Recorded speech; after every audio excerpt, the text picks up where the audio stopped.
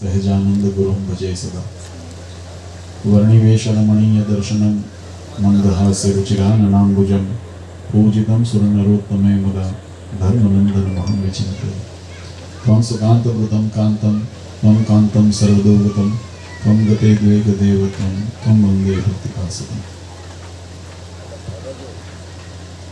सर्व अवतारी सर्व कारण कारण अपना सौना मोक्षदाता इष्टदेव भगवान श्री स्वामीनारायण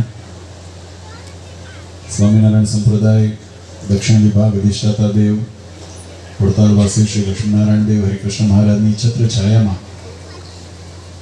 जेमना सुवर्ण जयंती महोत्सवना उपक्रमे આપણે આ દિવ્ય મહોત્સવ માણી રહ્યા છીએ એવા આપણા નિજ મંદિરમાં બિરાજમાન પ્રગટ સ્વરૂપ સંકલ્પ સિદ્ધ ઘનશ્યામ મહારાજના દિવ્ય સાનિધ્યમાં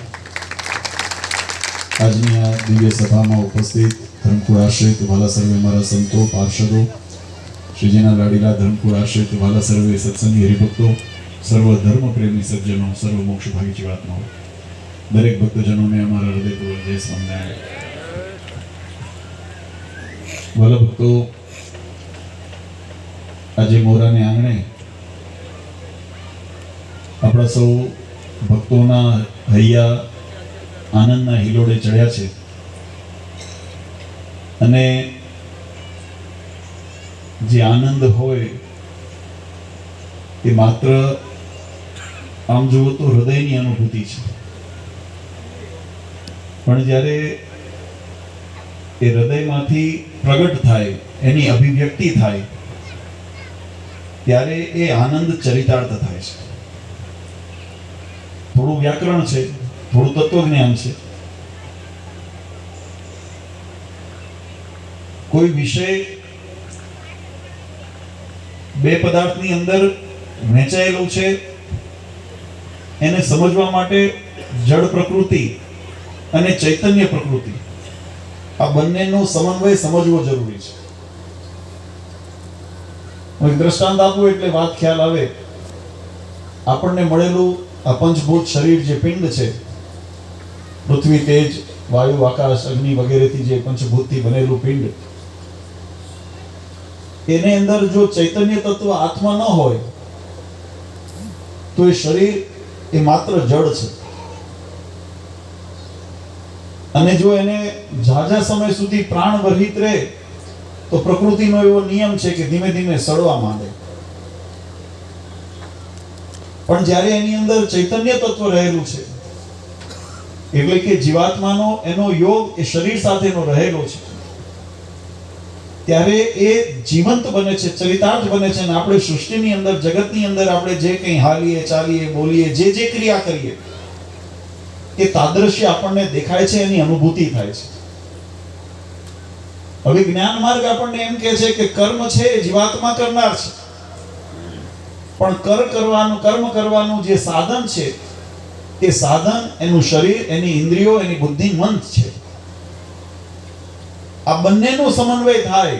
તમે એકલા આત્માને જુદું કરો ને જો સાધન ન હોય તો સાધન વગર એ ક્રિયા કરવી સંભવિત નથી। તમને જો આપણે ઘણી વખત આપણી ભારતીય સંસ્કૃતિની અંદર એમ આવે છે કે કોઈ જીવાત્મા અવગત્ય થયો હોય ત્યારે એને એની પાછળ જે સાંપ્રદાયિક પરંપરા હોય એ પ્રમાણે ભગવત કથાનું આયોજન કરવામાં આવે છે અને ત્યારે એ જીવાત્મા જે અવગત્ય ગયો છે, એટલે કે જેની શરીર નાશ થઈ ગયો છે, એને ભગવત કથાનું શ્રવણ થાય એટલે એને શરીર આપવામાં આવે છે। કાં તો થાંભલા વાંસ જે આપણે રોપીએ છીએ ને એની અંદર મંડપમાં, એની અંદર આવાહન કરવામાં આવે, કાં તો વાંસનું છોડ ત્યાં રોપવામાં આવે, એની અંદર આવાહન કરવામાં આવે, કાં તો પછી સ્થાપન કરવામાં આવે, કળશ નારિયેળ વગેરે કંઈક મૂકીએ, એને સ્થાન આપીએ, સાધન આપીએ કે જેથી એને કથા સાંભળવાનો અવસર મળે।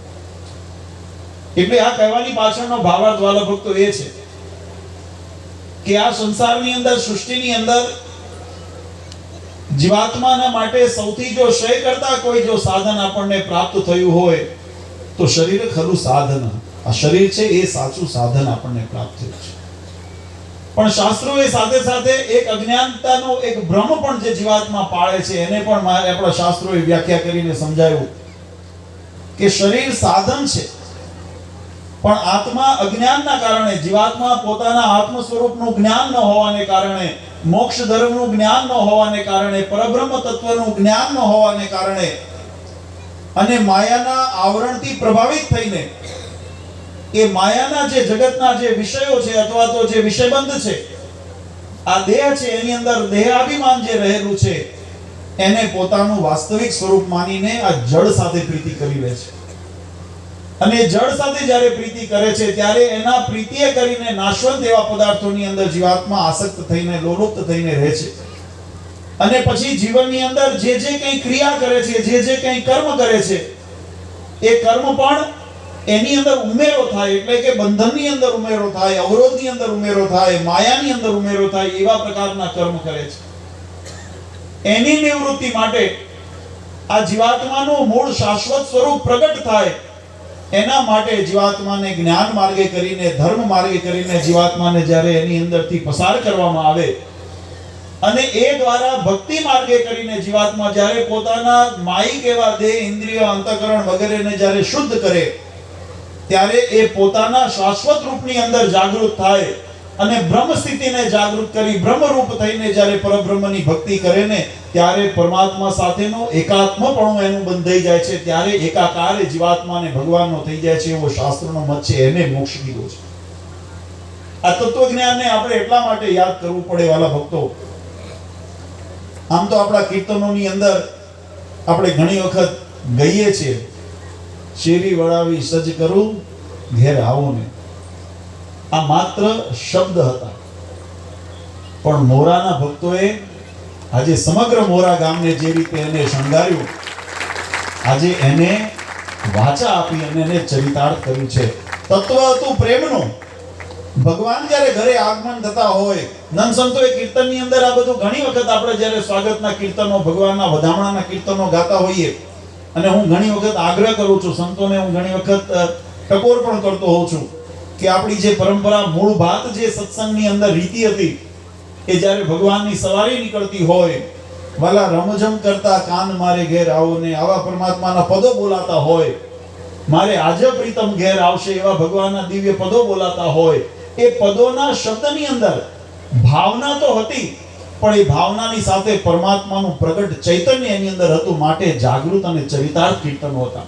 અને એ કીર્તનો જ્યારે આપણા ભાવની અંદર પરિવર્તિત થઈ જાય, એ શબ્દો આપણા જીવનની અંદર જ્યારે ઉતર્યા હોય, જીવનમાંથી જ્યારે પ્રગટ થઈને બહાર આવે, ત્યારે તમે આજે અહીંયા આગળ ખડું કર્યું ને, આ એવું નિર્માણ અહીંયા થઈ શકે, અન્યથા નહીં થઈ શકે. મને વિશેષ ગૌરવની વાત, મને આનંદ છે, મને સંતોએ વાત કરી કે આ જે પણ અહીંયા આગળ આ બધો શણગાર કર્યો છે ને, આમાં તો છે ને ઘણી વખત શણગાર તો જગત આખું કરે છે, પણ પ્રોફેશનલોને બોલાવતા હોય, રૂપિયા હોય ને પતકુલીઓ કરે, પછી મુંબઈથી કારીગરોને બોલાવે, એન્જિનિયરોને બોલાવે, ડેકોરેશન વાળાને બોલાવે અને પૈસા આપી અને કરી નાખે. એમાં ભાવ ન હોય, એમાં પ્રેમ ન હોય, એની અંદર લાગણી ન હોય, મમત્વ ન હોય, એ માત્ર વ્યવહાર હોય. અને વ્યવહારો એટલે કદાચ સુંદર થઈ શકે, પણ એ જીવંત ન થઈ શકે, એ જાગૃત ન થઈ શકે. એ સ્થૂળ ભાવે ગમે તેટલું મોટું સુંદર થઈ શકે. એમ તો જુઓ તો આપણી ભારતની અંદર એક ઇમારત છે જેને શ્વેત માર્બલથી, આખી આરસથી નિર્માણ થયેલી છે. એ ઇમારતની દ્રષ્ટિએ, કલાકૃતિની દ્રષ્ટિએ ખૂબ સુંદર છે, પણ એની અંદર કલ્યાણનો સાધન નથી, ચૈતન્ય નથી, કારણ કે પરમાત્માનું એની અંદર ભજન, ભક્તિ, તત્વજ્ઞાન એની અંદર નથી. તો એની જીવતતા ન આવે. અને આપણું મંદિર મોરાનું ભલે કદાચ નાનું છે, હમણાં સ્વામીએ વાત કરીને, પણ એની અંદર પ્રગટ ભગવાનનો વાસ છે, એની અંદર ભગવાનની અખંડ ભક્તિ થાય છે, માટે ચૈતન્ય છે. અને એટલા માટે યુવાનોને ખરેખર અમે મોરાના તમામ ભક્તોને અભિનંદન આપીએ કે એમને આ સમગ્ર મોરાની અંદર આ તમે નહીં તો મોઢેથી કે અમને બહુ આનંદ હતો, બહુ આનંદ હતો, બહુ આનંદ હતો, તો એ આનંદ મોઢેથી બોલવાથી સ્વાદ ન આવે. તમને હું કહું, લાડુ બહુ ગળ્યો હતો, હમણાં હજુ ભોજન બાકી છે, આપણે નહીં કરવું છે કે નથી, ચાલશે નહીં તો મને હમણાં પ્રસંગ યાદ આવ્યો. અમે આપણે ભગવાન છે ને ઘણી વખત મારા ચરિત્ર કરતા ગઢપુરની અંદર સભા કરે, એકાદશી વગેરે હોય, નોમ હોય, એકાદશી હોય, અને પછી બધાને જાગરણ કરવાનું હોય, આખા દિવસનો ભૂખ લાગી હોય, ઉપવાસ હોય, તમે બધા તો આજે નાચ્યા છો એટલે ભૂખે પણ લાગી હશે. કેમ કે બરાબર બનાવ્યું છે ને રસોડું, આ બધાને ભૂખે જરા બરાબરની લાગી હશે. તે આખા દિવસની કકડીને ભૂખ લાગી હોય, પછી મહારાજ, પછી મન છે ને મૃત્યુ પછી એમાં આકર્ષાય, ખોરાકમાં, ભોજનની અંદર આકર્ષાય. એટલે મનની વૃત્તિઓને ભગવાનના સ્વરૂપમાં રાખવા મહારાજ એવું ચરિત્ર કરતા, સભા કરીને બેસે અને પછી મહારાજ એક એક વ્યક્તિનું ઉપાડીને કહે કે તમે તમારું મનપસંદ કીર્તન બોલો, તમારું મનપસંદ રાગ બોલો, એટલે સંતો એ રાગ ઉપર કીર્તન ગાય. અને એ રીતે મહારાજ ચરિત્ર કરતા અને બધાને વારા કરતા. તો સુરા ખાચર વાંગલી રામમાં બેઠા હતા. સુરા ખાચરને મનમાં થયું આ મારો વારો ક્યારે આવશે, એટલે ધીમે ધીમે ખસતા ખસતા કોણીઓ મારતા, સુરા ખાચર રમૂજી હતા ને, આમ કોણી મારતા મારતા ઢીચણ ખસેડતા છે કે આગલી હરોળમાં આવ્યા ને આવ્યો સુરા બાપુનો વારો. અને સુરા બાપુનો આવ્યો એટલે મહારાજે કીધું સુરા બાપુ કયો રાગ સાંભળવો છે? તો સુરા બાપુ કે મહારાજ એમાં સાંભળવું છે જમવા ચાલો. એમ અહીંયા બધા ભક્તો આજે આખો દિવસ આમ તો સવારની, પણ હું એવું જાણું છું સંતોએ વાત કરી, આમાં કેવું છે કે તમારી આગળ તમારા વખાણ કરવાનો કોઈ અર્થ નથી, કારણ કે તમે કરેલું છે, તમને ખબર છે તમે શું કર્યું છે. અને તમારા વખાણ અમારી આગળ કરવાનું જરૂર નથી, કારણ કે અમે જાણીએ છીએ તમે શું કર્યું છે. આ નિર્માણ જે થયું છે આ એટલા માટે કદાચ કોઈ પરોક્ષથી બહારથી હરિભક્તો આવ્યા હોય અથવા તો મીડિયાના માધ્યમથી આ બધા ભક્તો જે જોવે છે એને પ્રેરણા મળે કે સત્સંગનો ખપ હોય તો શું ન થાય. મહારાજે વચનામૃતની અંદર કીધું ભગવાન પ્રત્યે જેને હેત ન હોય, જેને હેત હોય એનું લક્ષણ શું હોય? તો કે પોતાના પ્રિયતમને રાજી કરવા શું ન થાય. મહારાજ કે પોતાનું ઘરબાર છૂટે, પોતાના પરિવાર છૂટે, પોતાની ધન સંપત્તિ છૂટે એટલે મેં એક વખત પ્રશ્નોત્તરીમાં ખુલાસો કર્યો તો ઘરબાર છોડી દેવા નહીં. પ્રશ્ન એવો છે કે ભગવાનના માર્ગની અંદર વિઘ્ન કરતા જો થતા હોય તો એવા ઘર પરિવારનો પણ ત્યાગ કરીને ભગવાનના માર્ગે ચાલે એવી નિષ્ઠા જળતાય. જેમ વિભીષણે પોતાના ભાઈ રાવણનો પક્ષ છોડ્યો, પરિવાર હતો, એનો અર્થ એ નહીં કે આપણને તો પોષણ મળતું હોય છોડી દેવા ઘરમાં. આપણને તો સરકાર અહીંયા તો મોરામાં અને આ સત્સંગની અંદર ભગવાનની કૃપા છે કે બેવ પડારીઓ સત્સંગ છે. જેવો પુરુષ ભક્તોનો સત્સંગનો ઉમંગ છે એવો સ્ત્રી ભક્તોનો પણ એનાથી વિશેષ ઉમંગ છે. અને એમનો આનંદ હતો, મને આનંદ. હું ઘણી જગ્યાએ અમે શોભાયાત્રા કરી, સંતોને પણ એના અનુભવ હશે. સંતો શોભાયાત્રામાં અમે ગયા હોય ને તો આ મોટા ભાગે એવું થતું હોય કે આગળ ડીજે વાગતું હોય. હવે ડીજે નો જમાનો આવ્યો ને એટલે હવે પેલા નહીં તો ઓછવ્યા પેલા કીર્તનો ગાતા, જાતે ઓછો લઈને કીર્તનમાં કાશી જોડા અને તબલા ઢોલક ને બધી ભેટ બાંધીને કીર્તનો ગાતા ને હરિભક્તો એમાં જીવતા અને એ રીતે ઓછવ્યા સામૈયા થતા. હવે કેવું થયું, ડીજે થયું એટલે એ એની રીતે વાગે. આમાં હાલનારામાંથી હરામજો કોઈ એના મોઢેથી બોલે કે સ્વામિનારાયણ ધૂન બોલે, આ હકીકત છે. અમને અનુભવ એવા ઘણી જગ્યાએ થયા છે. આપણે કેવું પડે કે એટલે ભગવાનની ધૂન તો બોલો ભલામણ, આ મૂગા હાલો છો, કોકના સ્મશાન યાત્રા નીકળે અહીંયા જય શ્રી રામ બોલો, હે રામ બોલતા હોઈએ, રામ નામ સત્ય છે બોલતા હોઈએ. આ તો સમય ભગવાનની સવારી નીકળે છે. થોડોક તો તમારો કઈ વિવેક હોય, પણ આ એક સ્વભાવ પ્રકૃતિ થઈ ગઈ. હવે એમાં ઘણી જગ્યાએ બહેનો હોય ને તો એ કીર્તનો પાછળ જીવતા હોય, પણ એમને હવે કેવું આધુનિક જમાનામાં પાછું એ સંસ્કારે આપણા ઓછા થયા. એટલે હું ભલામણ કરું છું જોડે સંસ્કાર જાળવજો. કારણ કે એ પદો કીર્તનો એ હવે લગભગ નવી પેઢીમાંથી ઘણાની યાદે નથી, કારણ કે કેસેટમાં વાગે છે ને, આપણા મનમાં નથી વાગતા, આપણે ગાતા નથી સાથે, આપણે કીર્તનો બોલતા નથી. એટલા માટે આ મોરા માટે નથી, કારણ કે મોરાનો ઇતિહાસ જુદો છે, મોરાનો ઇતિહાસ હું જાણું છું, પણ ઘણી જગ્યાએ એવું થાય. એટલે આપણે બાળકોને એવા સંસ્કાર આપજો. પણ એ બહેનો ગાતા હોય, પણ આ મોરાની અંદર અમે 4 વાગે અહીંયા આગળ અમે આપણે નહેર ઉપર અમે ભેગા થયા અહીંયા હરિભક્તોને. ત્યારથી લઈને અહીંયા અત્યારે સભા ચાલુ થઈ ત્યાં સુધી અખંડ મારા કાને જો નામ અચડાનું તો સ્વામિનારાયણ સ્વામિનારાયણ સ્વામિનારાયણ સ્વામિનારાયણ. એક ક્ષણ એવું નથી જ્યાં ભગવાનનું નામ ન લેવાનું હોય. 4 કલાક હું સાક્ષી છું કે આનું ભક્તિ આ કરી છે. અને એટલું જ નહીં, ત્યાંથી મોટરસાઇકલ લઈને સ્કૂટર લઈને જે હામી લેવા આવ્યા હતા એ ભગવાનનું નામ ને જયઘોષ કરતા આવતા હતા. અહીંયા યજ્ઞશાળાની અંદર આપણે ચાલતું હતું, ત્યાં પાછળ ધૂન બોલાતી હતી.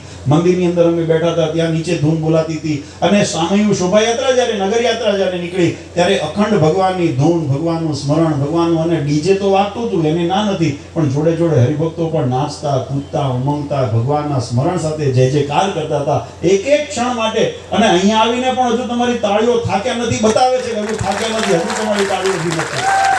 નહીં તો શું છે, 4 કલાકે બેટરી ડાઉન થઈ જાય. અને આ હું એટલા માટે વખાણ કરું સંતોને ઘણાને, કારણ કે અહીંયા જેમ ઘણા સંતો પહેલી વખત અહીંયા આવ્યા હશે અને અનુભવ ઓછો, જે સંતો અહીંયા અવારનવાર આવે છે એમને ખ્યાલ છે આ મોરાનો સત્સંગ પરમ પૂજ્ય નરેન્દ્ર પ્રસાદજી મહારાજની કૃપા પાત્રનો છે. આ મંદિરમાં ભગવાનજી આપણે જેની આજે ઉત્સવ કરીએ છીએ, પરમ પૂજ્ય આચાર્ય શ્રી નરેન્દ્ર પ્રસાદજી મહારાજના આશીર્વાદથી સત્સંગ થયો. અને સત્સંગના પિયુષ પછી નંદ સંતોને અને ભગવાનના એકાંતિક સંતોને, મોટા સંતોને સેવ્યા, એમની પાસેથી સંસ્કાર લીધા, ગુણ લીધા, અને ભક્તોએ ધીમે ધીમે અને આજે છેલ્લા 22 વર્ષથી અખંડ આવા કોરોના કાળની વિષમ પરિસ્થિતિઓ હોવા છતાં પણ પદયાત્રા વડતાલ દર વર્ષે લઈને આવ્યા છે એવી જેને નિષ્ઠા છે. આ એક વર્ષનું નિર્માણ નથી. અત્યારે આપણે રજત જયંતિ ઉજવીએ છીએ, આપણે ત્યાં કહેવત છે કે તૈયાર ભાણું ઉપર જમવાનું હોય ને તો હવને મીઠું લાગે, પણ એને ભાણાને તૈયાર કરવા કેટલી પુરુષાર્થ તાવડી તેરવાના માંગે એવું કહેવાય.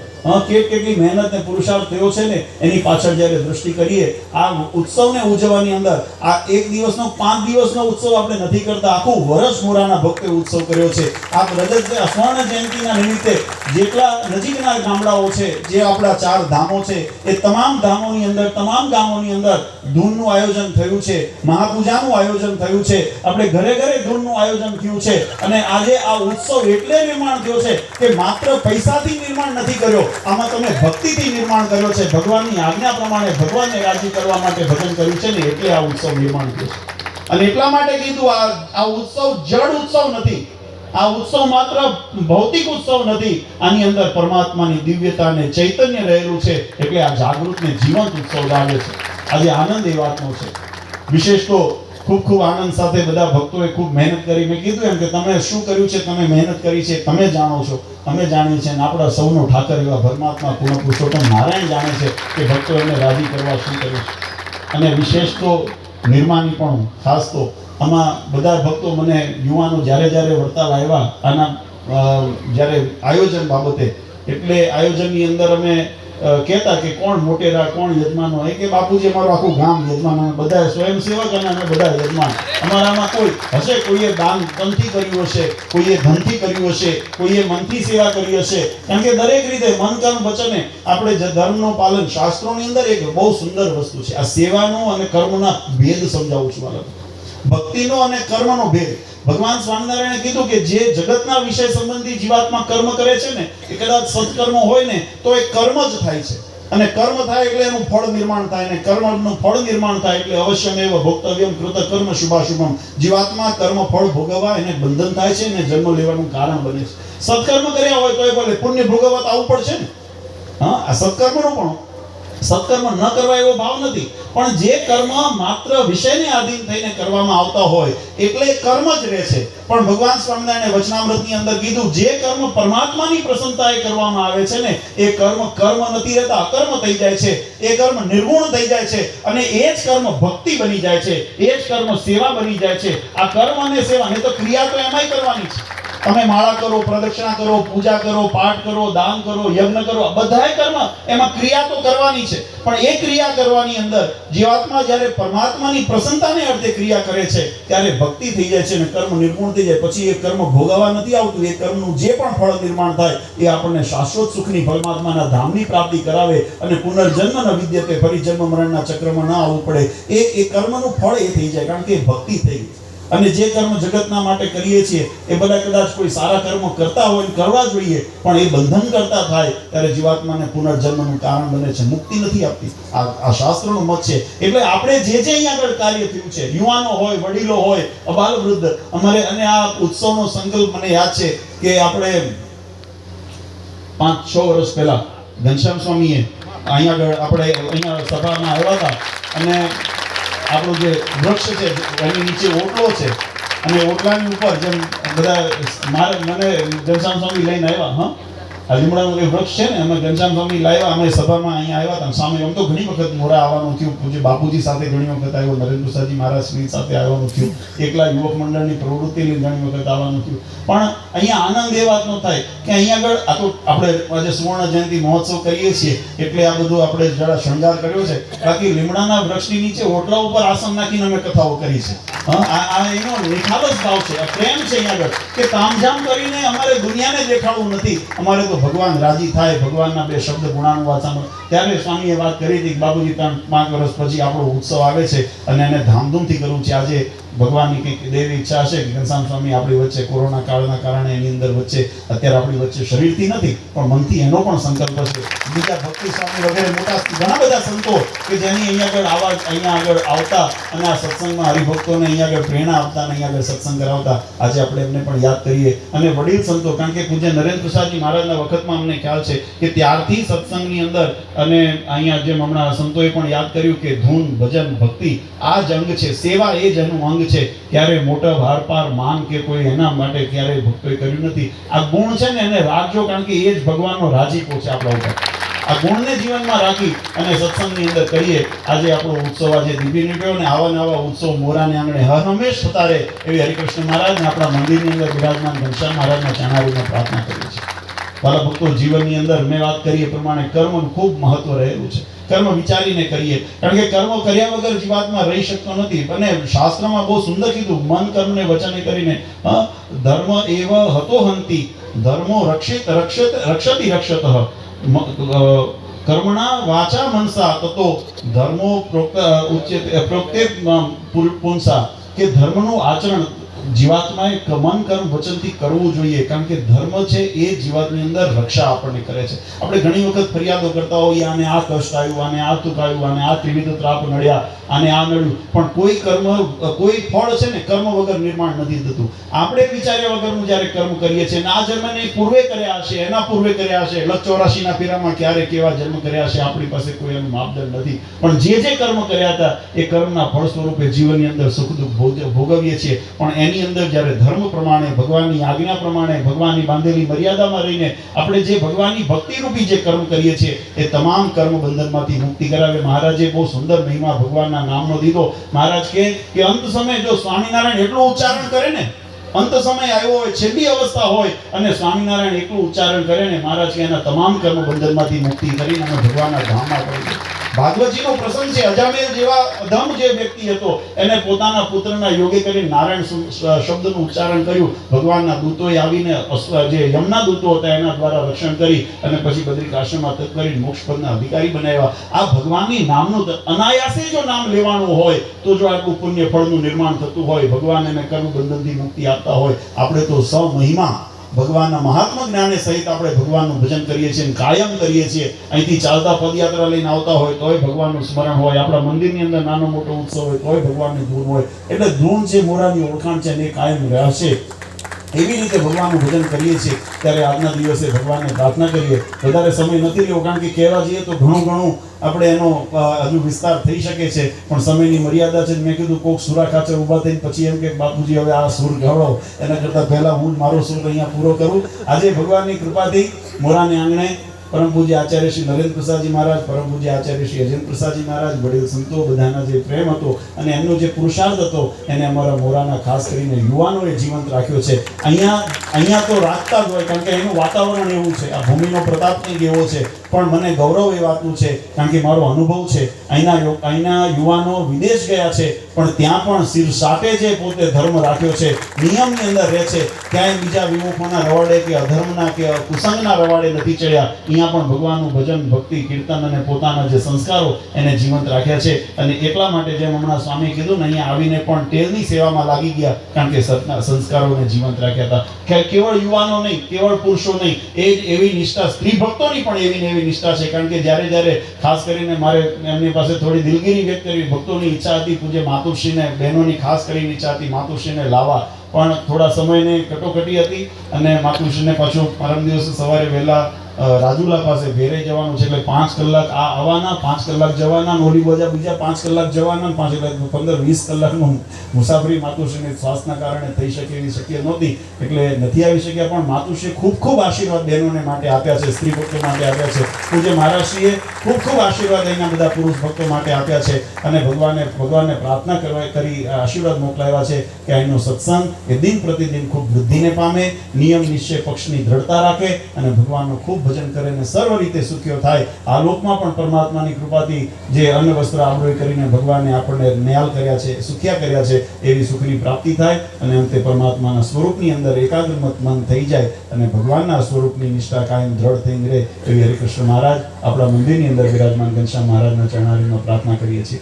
અમારા સંતોએ, પાર્ષદોએ, જે ભક્તોએ અહીંયા સંતોએ આવીને આ બધું મહોત્સવની અંદર તમને માર્ગદર્શન આપ્યું, એમને પણ અમે ખૂબ અંતરના આશીર્વાદ આપીએ છીએ. વધારે સમય ન લેતા અંતમાં આજનો ઉત્સવ આપણા માટે કાયમ સુવર્ણ ઉત્સવ છે, સુવર્ણ અક્ષરે લખાશે સંપ્રદાયના ઇતિહાસમાં. આપણો સુવર્ણ મહોત્સવ એ સુવર્ણ અક્ષરે પ્રકાશે, પણ એનાથી વધારે પ્રેરિત થઈને વધારે સારા ઉત્સવ આપણે વર્ષો વર્ષ કરીએ અને વધારે ભજન કરીએ એવી ભગવાન આપણા સૌ પર કૃપા વરસાવે એવી ભગવાન શ્રી હરિના ચરણારીનો પ્રાર્થના કરી પરમ પૂજ્ય સનાતન ધર્મ ધુરંધર આચાર્ય શ્રી અજેન્દ્ર પ્રસાદજી મહારાજ, અશોક આદિવાળા પૂજ્ય માતુશ્રી અને અમારા સમસ્ત ધર્મકુળ પરિવાર વતી આપ સૌને અંતરના આશીર્વાદ આપી દરેકને શુભકામના. નાના મોટા યજમાનો બધાના નામ નથી લેતો, પણ જેને જેને તન મન ધનથી સેવા કરી છે એ તમામ યજમાનો, અમારા યુવક મંડળના સભ્યો, કારણ કે ખૂબ થનગનાટ એનો જેમ હમણાં કીધું ને સર્વમંગલ સ્વામીએ કે મોરબની થનગાટ કરે બધાના હૈયા. હું ત્યાં અમે ચોક આવ્યો ને વચ્ચે આપણે અહીંયા પેલા આગળનો, અહીંયા મેં કીધું હવે અહીંયા આગળ ઉભા રહ્યા આ બધા પેલા ઢોલ વગાડતા હતા. મેં કીધું ગયું હવે કલાક બીજો સમજવાનું. હું સ્વામી ધીમે 7:30 થયા હતા. સંતો એકીના આમના ટ્રેક્ટર દેખાય નહીં. મેં કીધું સંતોજીને બધા ભાણે બેસી ગયા છે ને આપણે હજુ અહીંયા આગળ ઢોલ વગાડીએ છીએ. પછી અમે આગળ આવ્યા, ખબર પડી સંતો બધા ઉતરતા. રમૂજની વાત છે, પણ આ બધાનો ઉત્સાહ એવો હતો કારણ કે આટલું બધું વિચરણ કરીને આવ્યા પછી તો મેં કીધું હવે થાકવા જોઈએ ને, બેટરી ડાઉન થવી જોઈએ ને, પણ અહીંયા વળી પાછા ચાલુ થયા. મેં કીધું આ કલાક પહેલા છોડશે ને. પછી સંતોએ સર્વમંગલ સ્વામી થોડું હલાવ્યું કે હાલો આપણી સભામાં. એટલે આ બધો બહુ ઉત્સાહ છે ને આવો ઉત્સાહ કાયમ રાખજો. એક ટકોર ખાસ કરી દો, આને જોકે કરવાની આવશ્યકતા નથી પણ છતાંય કરું છું. કદાચ કોઈનામાં આળસ પ્રમાદ કે કોઈ એવા જો કોઈ સંગદોષ લાગ્યા હોય, કદાચ યુગ પ્રભાવ કંઈક લાગ્યો હોય અને કદાચ મંદિરે આવવાની અંદર કોઈએ ઓજલ પડદો કર્યો હોય ને તો વહેલી તકે એને ભૂલી અને પાછા મંદિરે આવતા થઈ જજો. બધા ખૂબ ભગવાનનું ભજન કરજો. આપણું એ પ્રાણ છે જે સ્વામીએ વાત કરી છે. અમને પણ અનુભૂતિ છે કે આ મંદિર આપણું હવે ટૂંકું પડે છે. એના વિસ્તારીકરણ માટે, મોટું કરવા માટે અમે ચોક્કસ ધ્યાન દઈને આપણે એનું કાર્ય વહેલેસર પ્રારંભ થાય એના માટે અમે સંકલ્પ કરીએ છીએ. અને ખાસ કરીને બધા ભક્તોને અહીંયા સત્સંગનું ખૂબ પોષણ મળે, યુવાનોને સારા સંસ્કાર પ્રાપ્ત થાય, બાળકોની અંદર એ વારસો જળવાઈ રહે એવી ભગવાન શ્રી હરિના ચરણારીમાં પ્રાર્થના કરી સૌને મંગલ આશીર્વાદ આપી મારી વાણીને વિરામ આપું છું. સહેજાન સ્વામી મહારાજ.